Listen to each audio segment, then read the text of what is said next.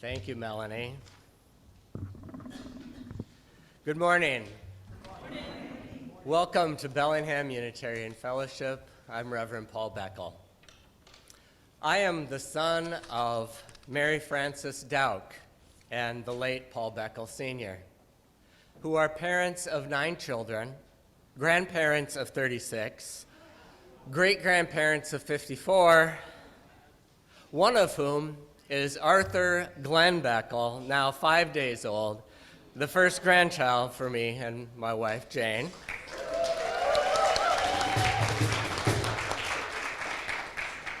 The first great-grandchild for Jane's parents, Mike and Mary Jane Brunt.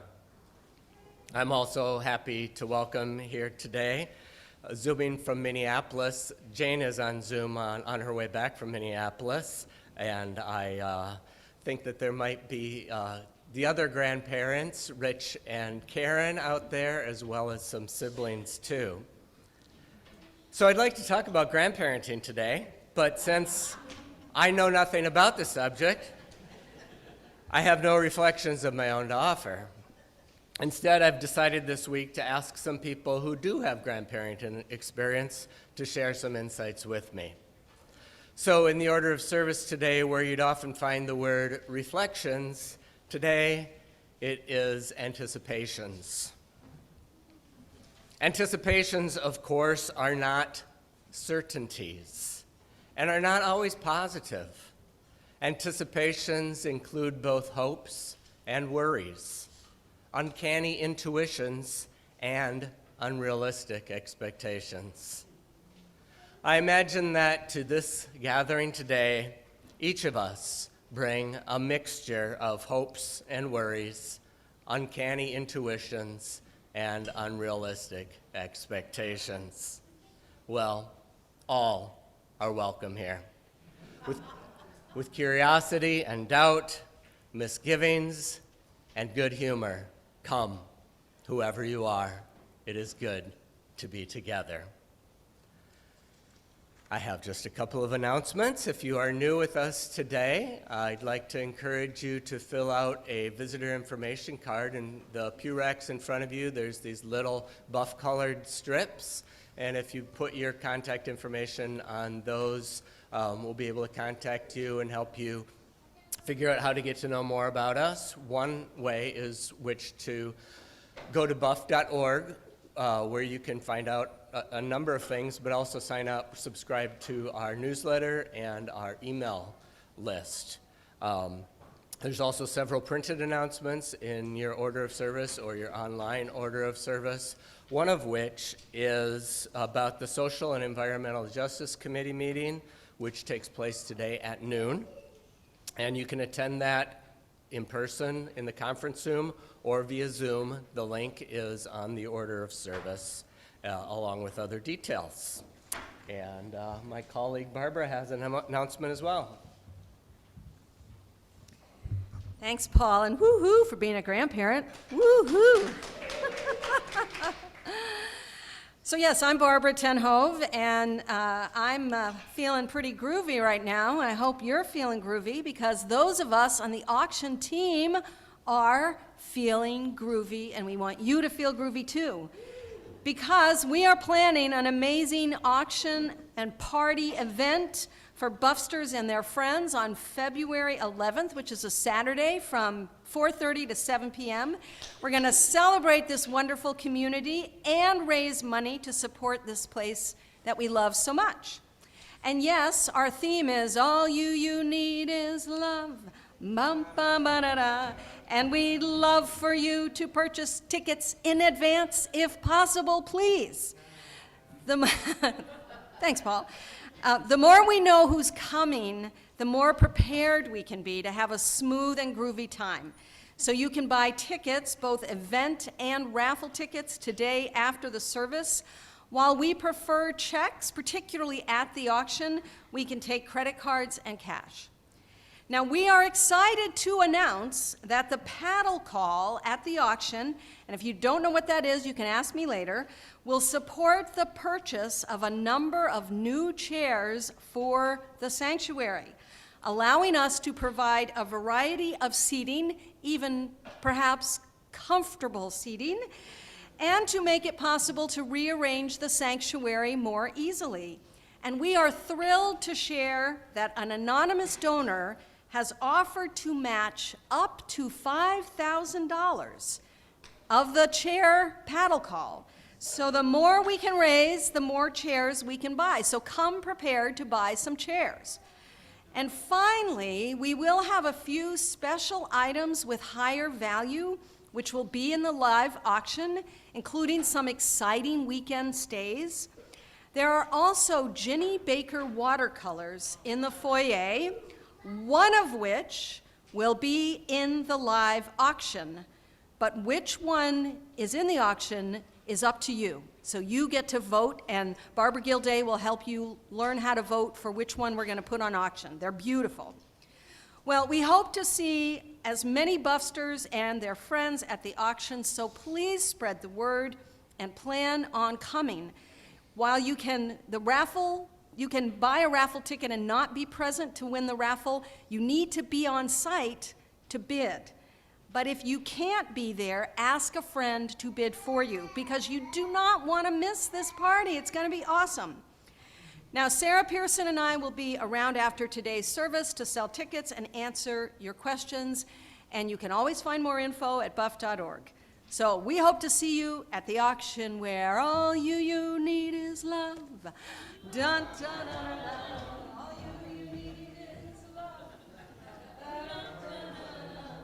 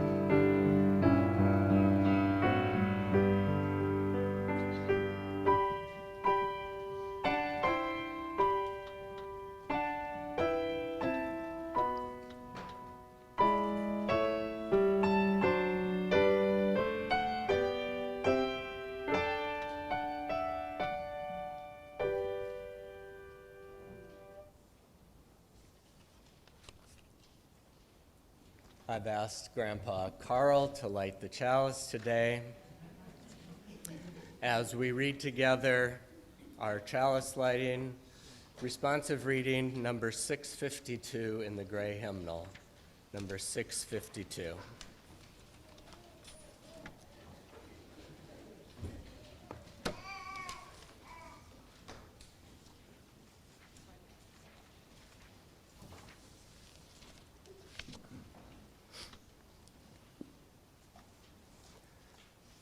This is from William Ellery Channing, who was one of our founders back in the early 1800s. So even then, he had these insights into how we teach and why. The great end in religious instruction is not to stamp our minds upon the young, but to stir up their own, not to make them see with our eyes, but to look inquiringly and steadily with their own. Not to give them a definite amount of knowledge, but to inspire a fervent love of truth. Not to form an outward regularity, but to touch inward springs. Not to bind them by ineradicable prejudices to our particular sect or peculiar notions, but to prepare them for impartial, conscientious judging of whatever subjects may be offered to their decision. Not to burden the memory, but to quicken and strengthen the power of thought. Not to impose religion upon them in the form of arbitrary rules, but to awaken the conscience, the moral discernment, In a word, the great end is to awaken the soul and excite and cherish spiritual life.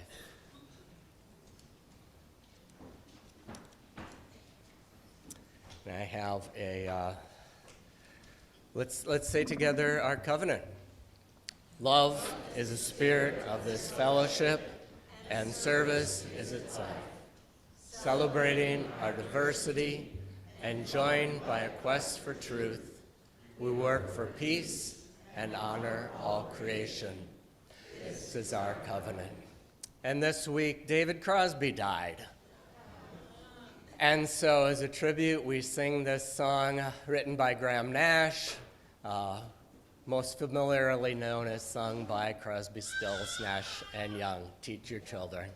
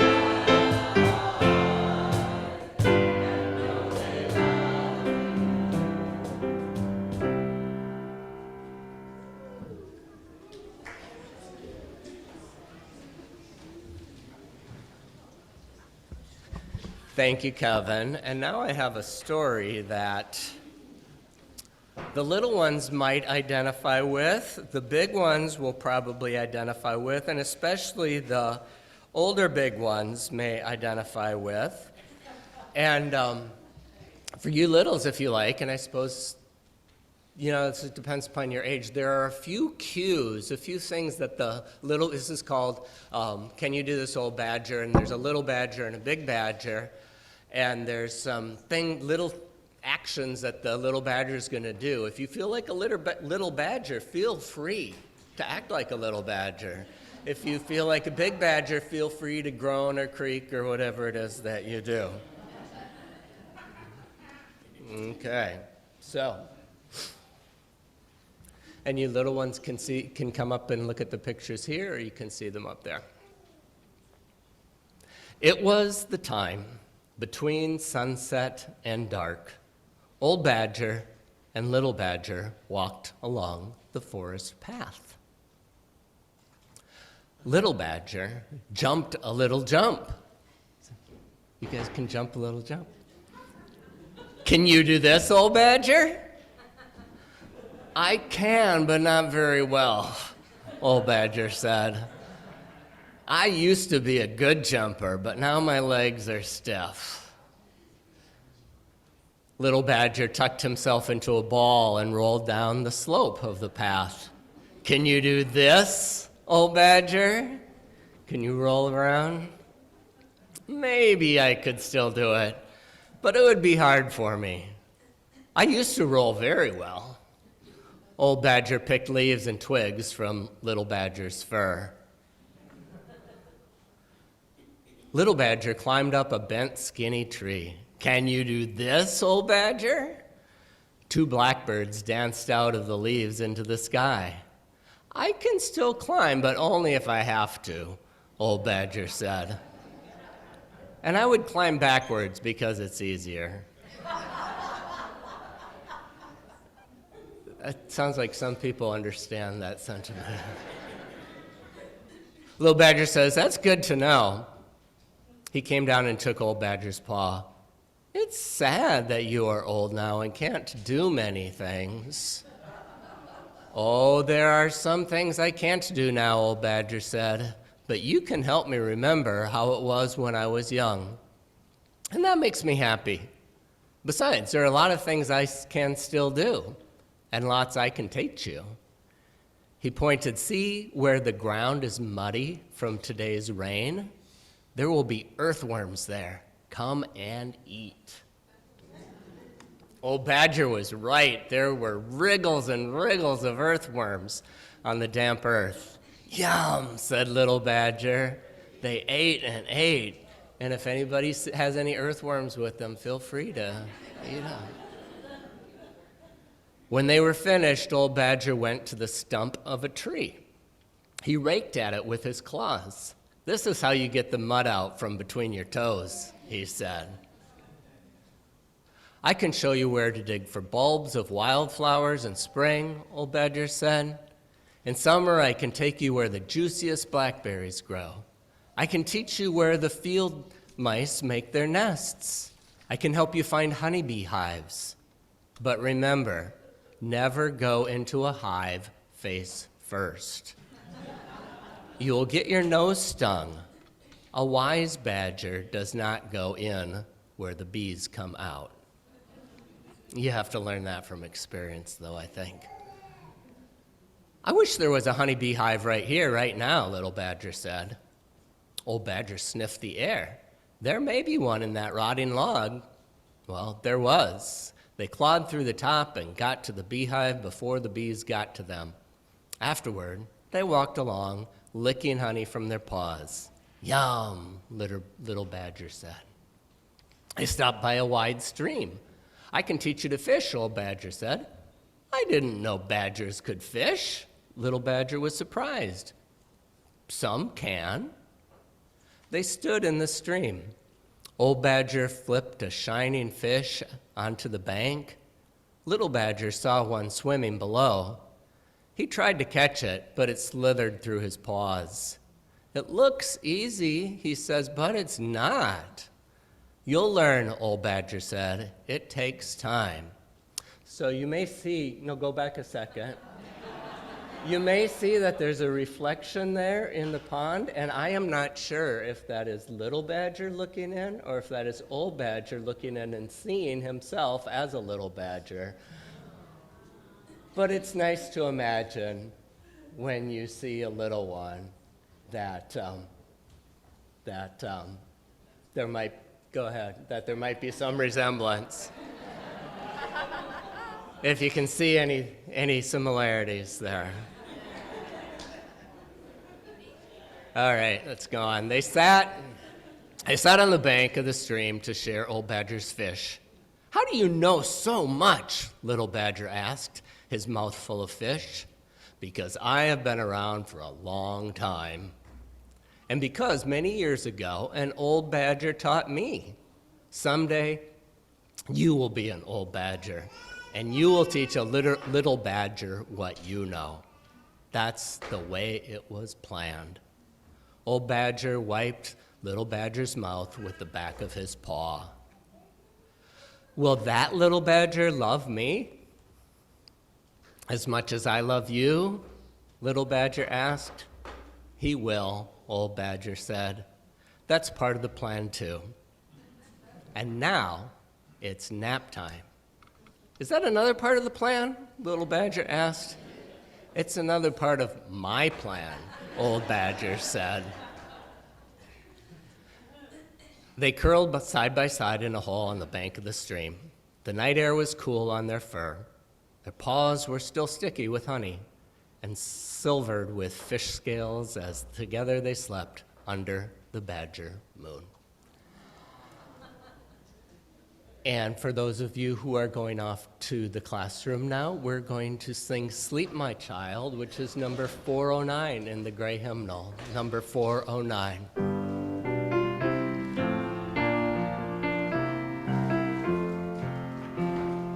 Sleep, my child, and lollies attend thee all through the night.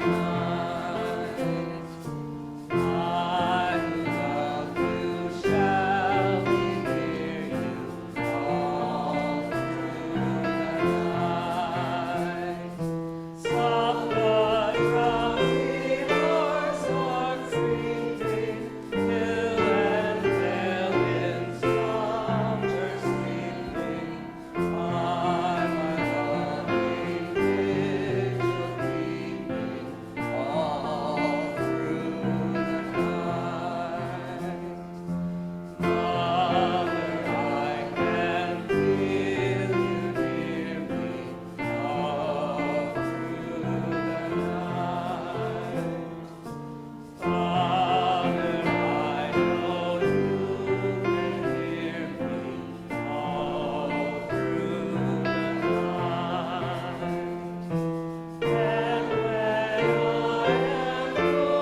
age nearly, still I will remember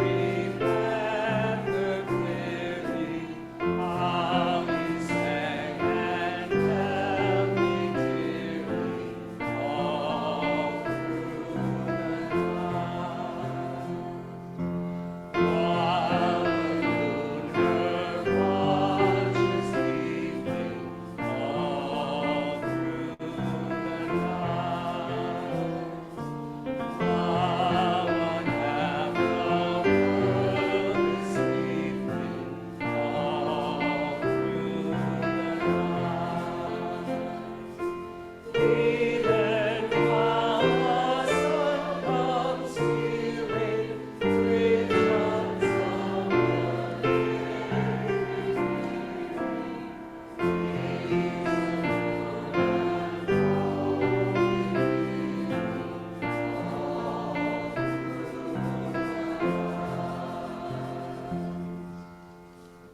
Please be seated.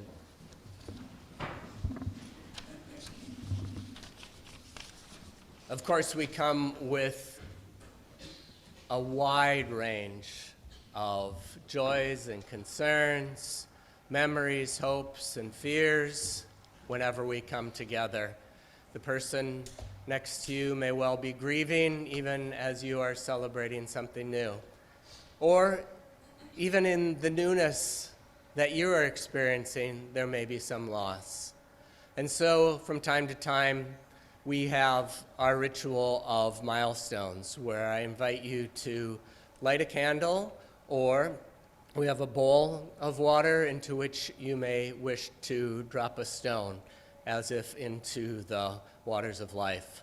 And so I'm going to put up the microphone. Please line up along there and, well, not along there, come up real close to one another, right behind each other so that we can move quickly. And so speak, give your name if you wish, say a sentence or less, and this can be something that you'll want to share more about during coffee hour.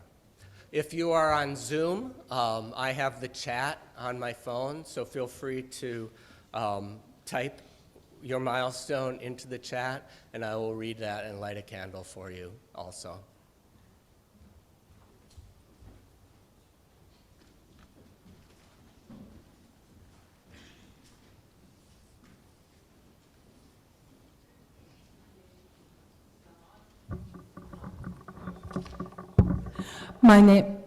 My name is Ann Stevenson, and I'm expecting, my husband and I found out our daughter is having a baby this summer, so it's our first grandchild.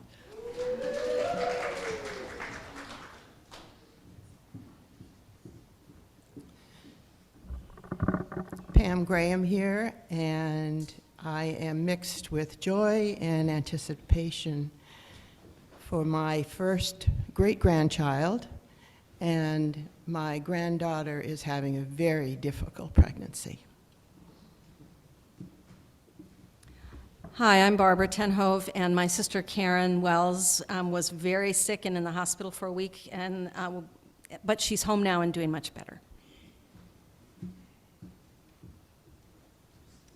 This is an acknowledgement of my great-great-grandfather, Jakob Oxner, who had 113 grandchildren.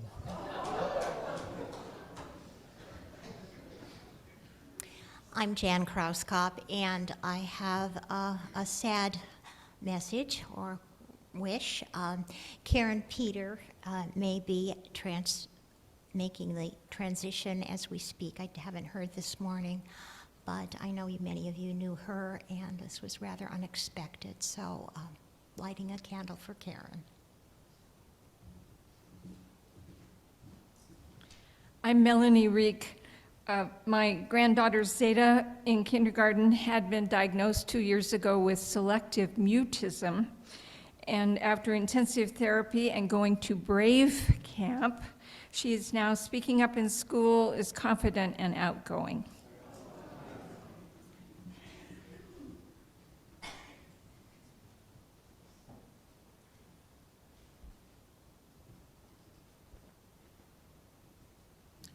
I'm Rod Haynes. I light this candle in memory of Helen Day Haynes, my mother, who died at 93 in December.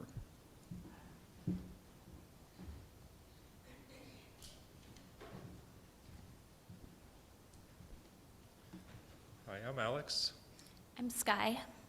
and we're really happy to share with you all that we are expecting our first child.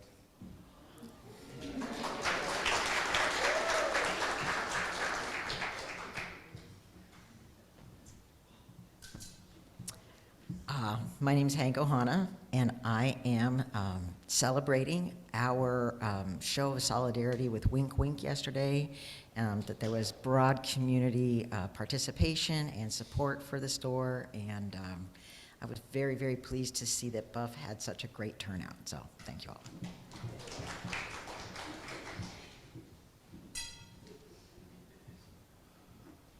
I'm Jane Ronica Washburn, and I want to express my profound gratitude for my 3 daughters.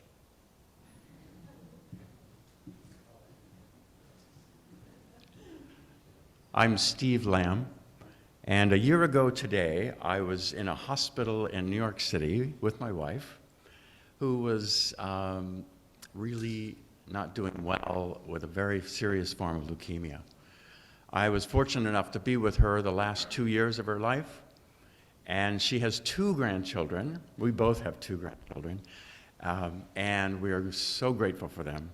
I'm grateful especially to be here now, starting a new life, and have been welcomed so much by the Buff community.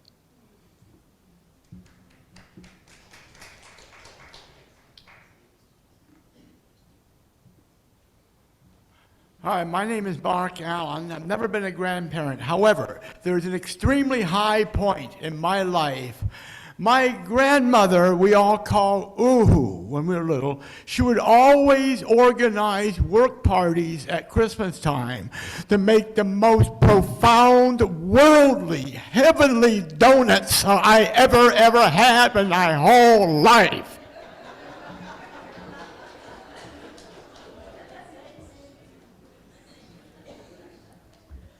We're Bonnie and Lou Finney.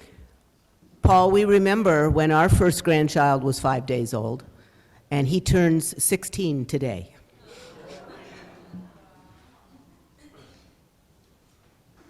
Hi, I'm Don Reinke. I'm very grateful to be a member of the Chalice Choir, and I especially ask your prayers for my wife, Sharon.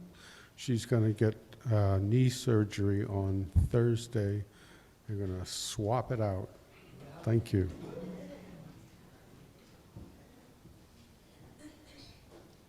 Hi, I'm Nina Rastogi. I live in Canada on Vancouver Island. I originally became a Unitarian when I was about 11, in my heart, that is. I'm one of those Unitarians that never has joined the church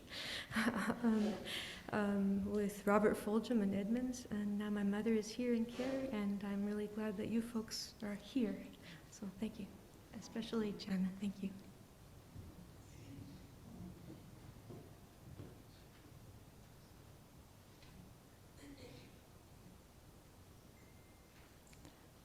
Hi, I'm lighting a candle for my dear friend Joan Mackey. It's her birthday today.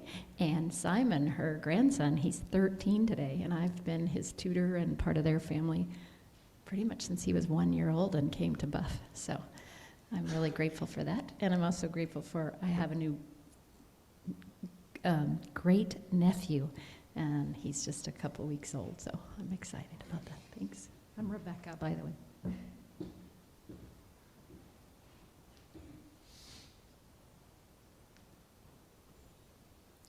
I'm Stephanie. Lynn and I have a 7-year-old grandson who has had leukemia, and I know many of you have been following that journey. He's doing better. He's approaching the end of the serious part of the treatment, and will go into maintenance. And I got to go on Friday and see the amazing team at Seattle Children's, who's giving him fabulous, fabulous care.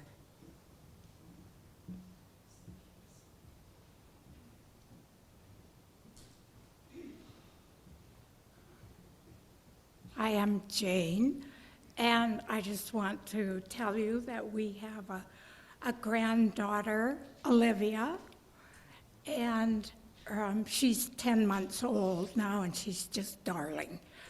And we have another granddaughter on the way. So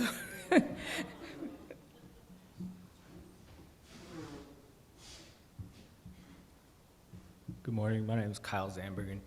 I just want to acknowledge and hold space for elders in our community. Like, this is obviously a pretty open, loving community, and I hate to say it, like, you know, sometimes in like older generations, people are more like kind of narrow-minded or not as quite open to maybe the LGBT community or whatever. But personally lately have experienced, we have a trans kiddo that has like recently came out to their grandparents, and it was received very open and lovingly, and just very grateful for that.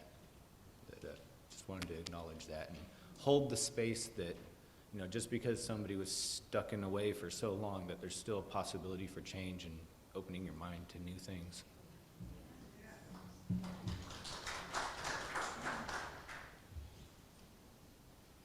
I'm Jamie Curley, and I just want to acknowledge that somebody very special to me, David Curley, is about to have a birthday.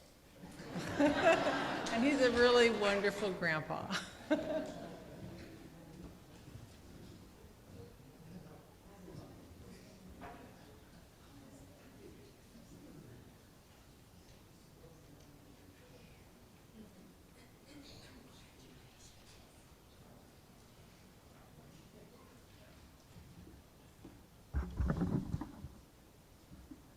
Those on Zoom, Barbara and Ron Quinn say missing cousin Val, who died last month.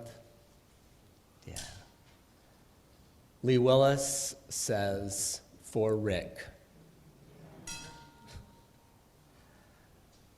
Lee Willis also says, so much gratitude for our son Eli and his sweet Annie Grace, who have been here all month and will leave for their home in Colorado on Tuesday.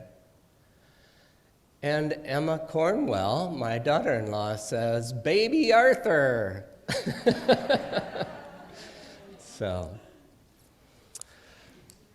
we also acknowledge that there are many transitions in our lives, things on our hearts that are too tender, too soon to mention in public. Know that as a community, we hold these things together. We embrace you. And we know, as the choir's going to be singing in a moment, that life can be a lonely journey, and we need one another.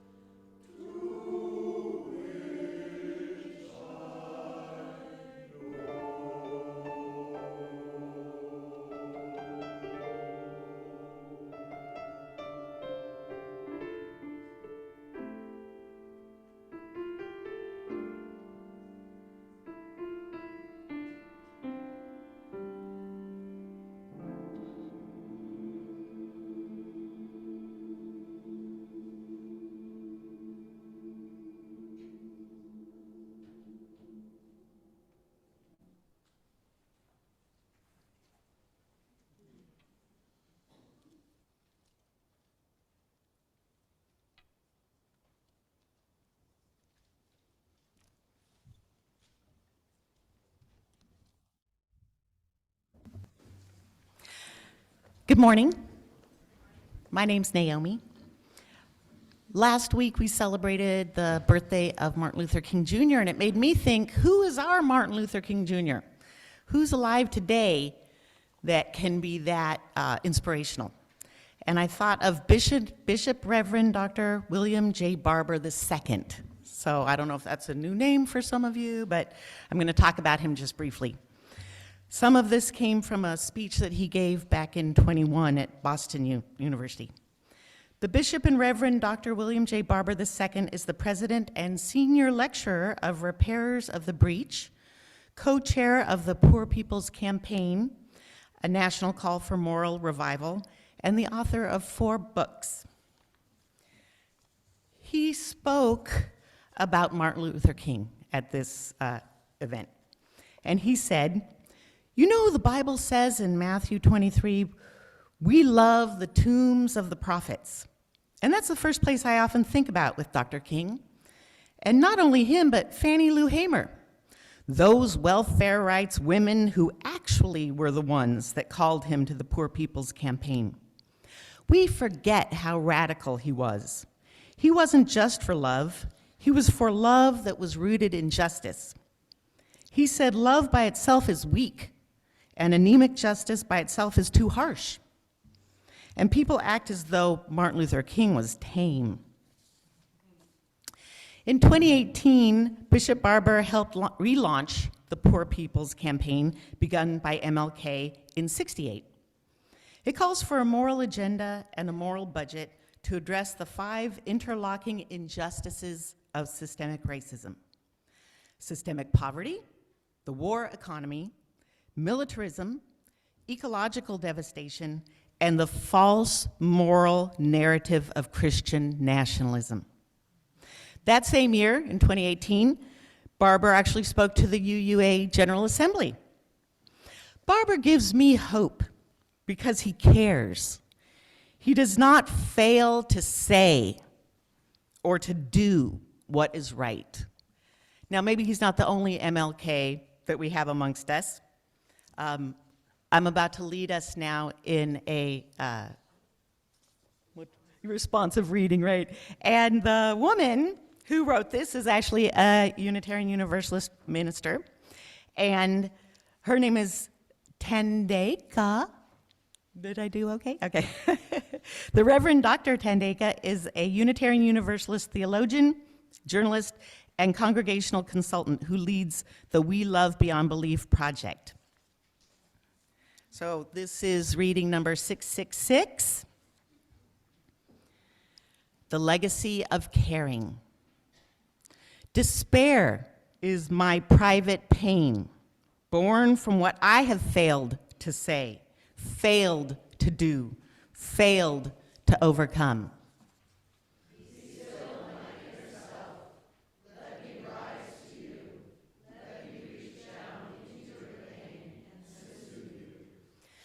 I turn to you to renew my life. I turn to the world, the streets of the city, the worn tapestries of the brokerage firms.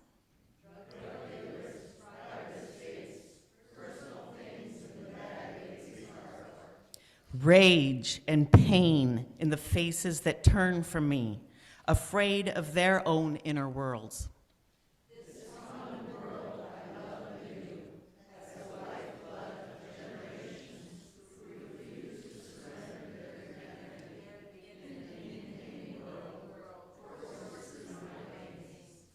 From within this world, my despair is transformed to hope.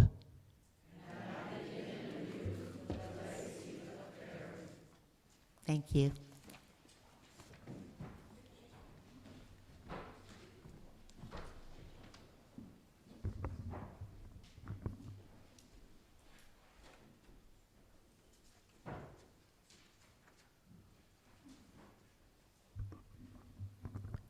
This common world I love anew, as the lifeblood of generations who refused to surrender their humanity in an inhumane world courses through my veins. The lifeblood that flows through my veins of course, comes not only from my genetic ancestors, but from a wide range of role models, teachers, authors, civic and religious leaders, friends older than me, friends younger than me, and those of my own generation. Likewise, the blood that flows through my grandchild's veins will carry but a smidgen of my love, my era, my efforts, and that will be enough because it will be enriched by countless others.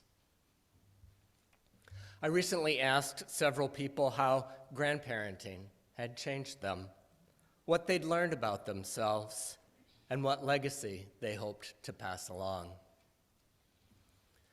A key component of Hinduism is a recognition of the arc of life through its several stages, each with its own purposes.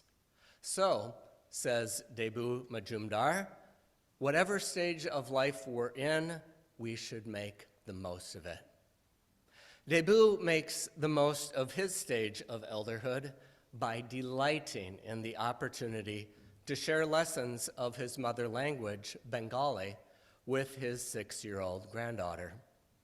When she comes over every weekday afternoon, first they have to play, because that's the purpose, he says, of her stage of life. After that, they have a short lesson in Bengali, except on weekends when she and her younger brother come over before Debu gets out of bed, and they jump on the bed and jump on him. And even though this is not comfortable to his creaky body, he loves it. And then they have pillow fights, and they jump on chairs and sofas, which he says they destroy. And he can't blame them, he says, because he did the same thing himself when he was that age. For now, Debu says, I let them play. And what I hope for them is that they will develop a sense of purpose, that they will take life seriously. I thought for a second, aren't playfulness and seriousness opposite ends of the spectrum? Well, they are kind of, but considering what I know about Debu, who embodies both, there doesn't seem to be any contradiction. I asked Debu how he intended to go about instilling a sense of purpose in his grandchild or children. His response, "Oh, you can't tell them this," he said. Pam Graham, on the other hand, has taken a much more direct approach.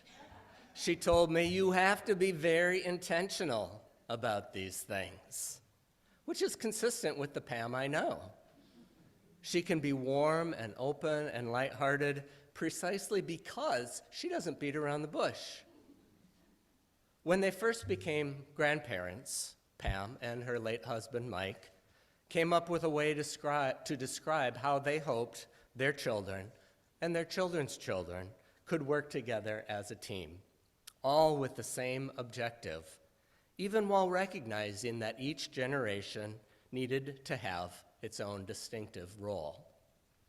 Pam and Mike used the metaphor of a baseball team. The kids, baseball players, the parents, the team managers, and the grandparents, no, not referees, but cheerleaders. Cheerleaders for both the players and the managers. I asked Pam if she was just describing it to me this way, and she said no, that she and Mike had explicitly had this conversation with the kids and grandkids and used this metaphor. And rather than imposing it upon them, they had a direct conversation among themselves about if this was something that they could mutually get behind and play together as a team. So what does she hope to pass along to her grandchildren? Pam said she wants them to know that passing judgment isn't constructive. For example, she said, accept that the other grandparents, Paul, are going to do things differently than you do. And on that note, she advised, deal with any concerns with the other grandparents right away, but also realize that it's not a competition. Every one of you will have a different relationship with the grandkids, and don't take it personally, because it's all so dependent upon circumstances. Of course, you want to be loved as much as they are, but just do your best and let go. That comment made me think about the general nature of making a gift.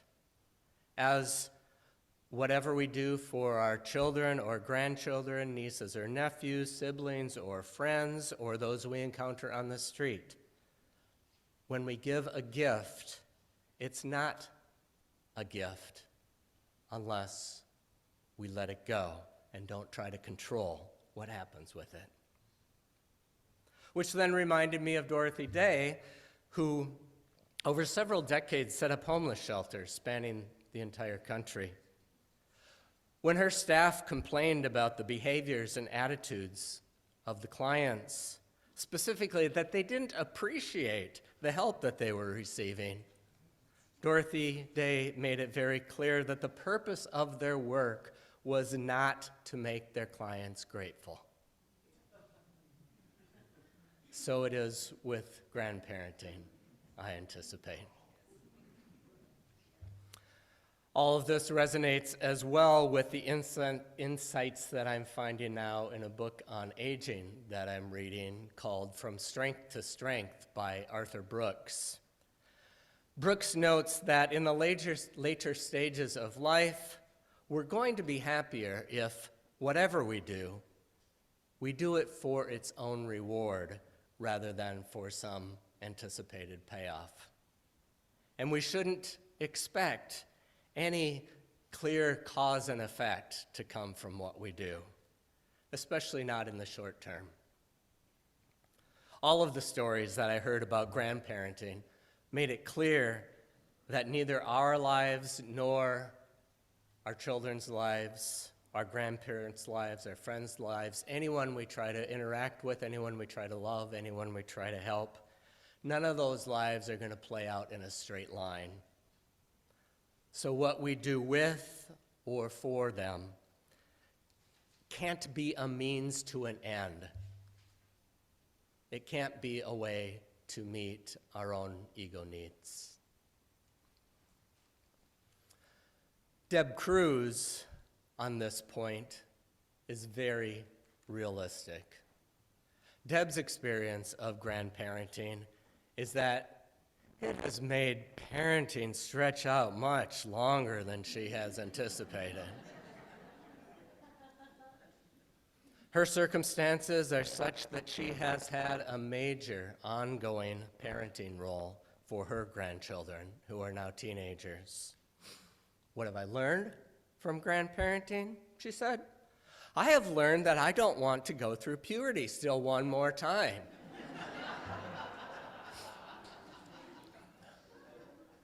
And also, she said, she's learned that safety issues are different today than when she was a child and when her parents were when her children were children. What does she want to pass along to her grandchildren? A sense of connection to the earth, consciousness of justice, and an understanding of our responsibilities to our community and to the earth. She also hopes that her grandchildren will learn to focus on what they need rather than what they want. Do you think it works better, I asked, to tell them something like that directly? I asked, or to model it in your own life, or hope that they just pick it up somewhere along the way? She said, the seeds have been planted, I hope. In time, I hope they'll take root. So far, that's 3 grandparents and 3 different styles, 3 different approaches to the question of whether and to what extent and how and if we can have influence, how directly or indirectly we might approach it, passing our values along. Well, another person who asked not to be named told me that the older she gets, the more she sees the mistakes she's made. And so, as a grandparent, hopefully, she will be able to help her children not make the same mistakes that she made. So I take that as a fairly direct advisory role with the intermediate generation. Stephanie Rains, in contrast, said that being a grandparent, she has developed an immense respect for her daughter and her daughter's husband, despite the fact that they do things differently than she does, or did. Stephanie and her partner, Lynn Skavdahl, hope to be able to pass to their grandchildren a love for the outdoors. How? Not simply by telling them to love the outdoors or the other things that they want, the other values that they want to pass along, but when the kids show an interest in something, then Stephanie and Lynn jump on it and try to support that. For example, they'll buy a book about the topic. But one thing I thought was particularly clever was that for her 10th birthday present, they offered to take their granddaughter to any national park in the country that she chose, that the granddaughter got to choose.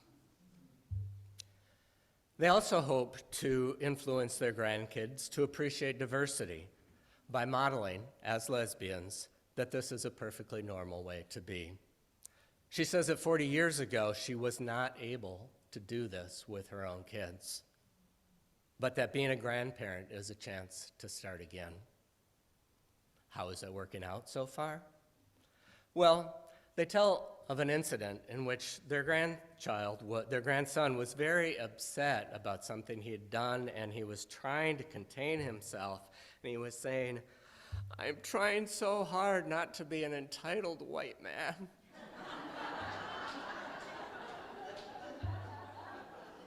I don't know, he was like 7 or something like that.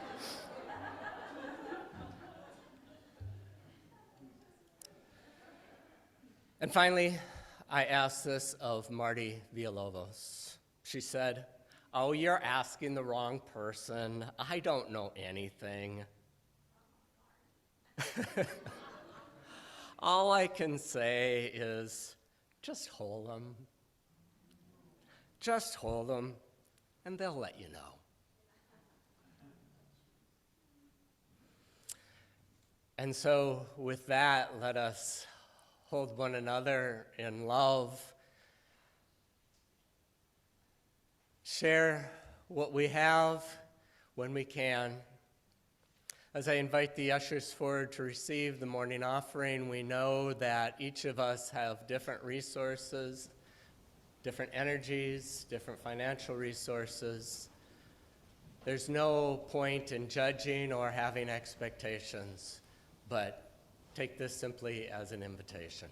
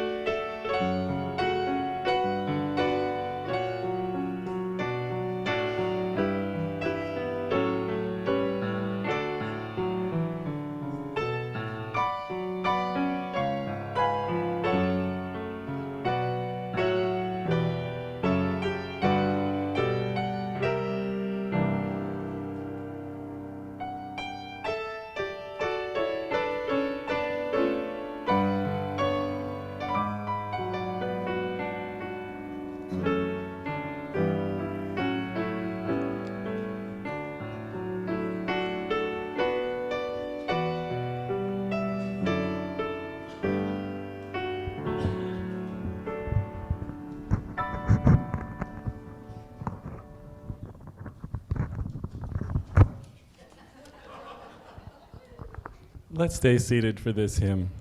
It's very tender. We have 4 readers here that will read the narrations that you find.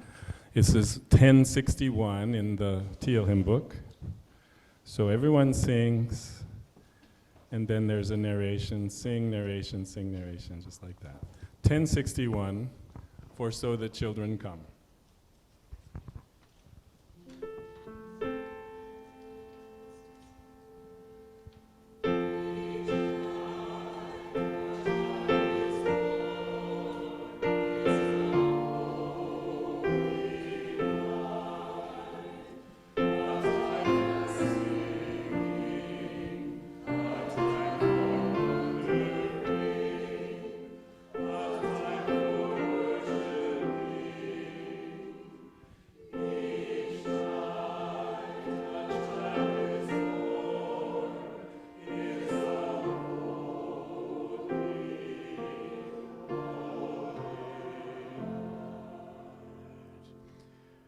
For so the children come, and so they have been coming.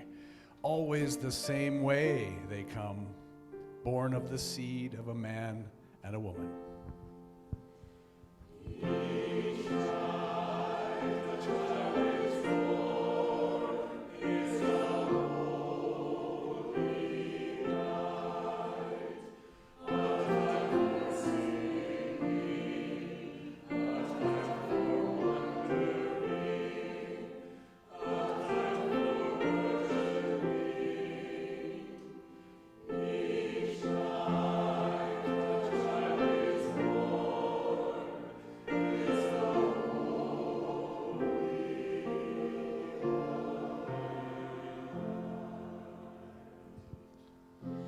No angels herald their beginnings. No prophets predict their future courses. No wise men see a star to show where to find the babe that will save humankind.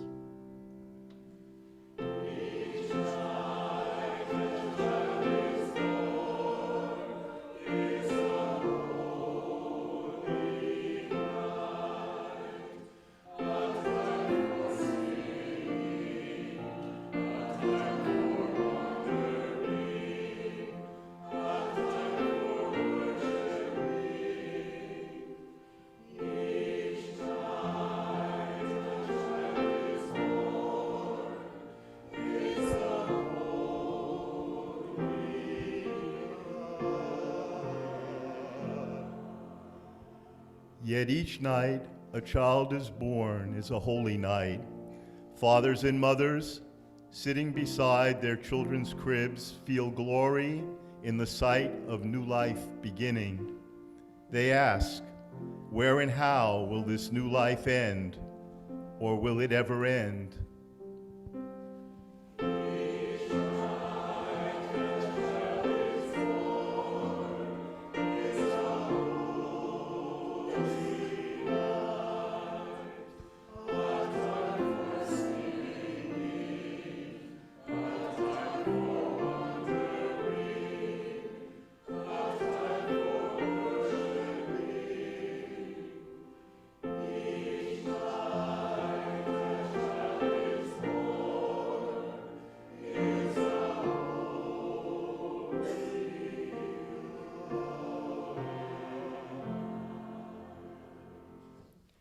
Each night, each night a child is born is a holy night, a time for singing, a time for wondering, a time for worshiping.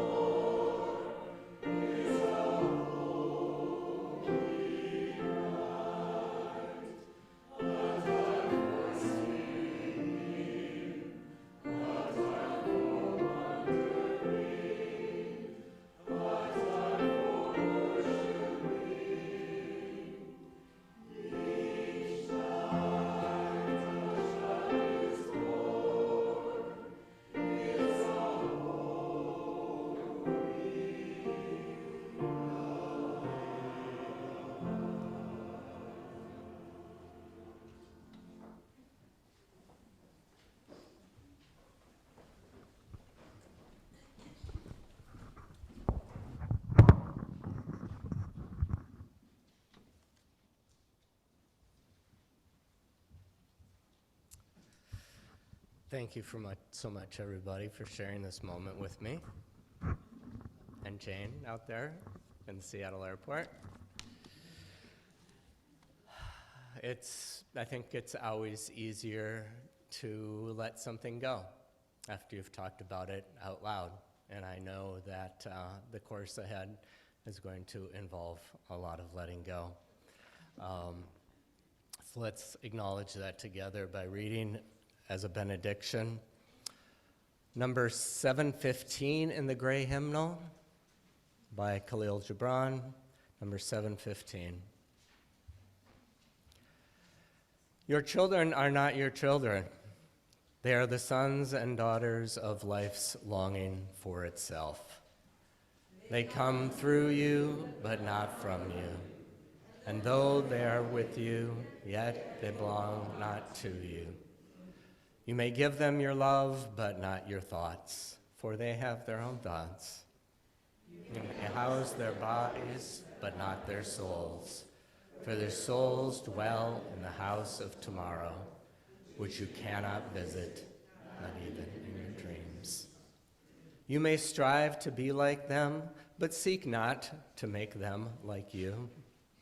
For life goes not backward, nor tarries with yesterday. You are the post in which your children, as living arrows, are sent forth. The archer sees the mark upon the path of the infinite and bends you with might that the arrows may go swift and far. Let your bending in the archer's hand be for gladness. And let's join together to circle round for freedom. Let's make an inner circle and an outer circle, knowing that these will be imperfect. Please know that some will wish to hold hands and some will not, and don't take anything personally.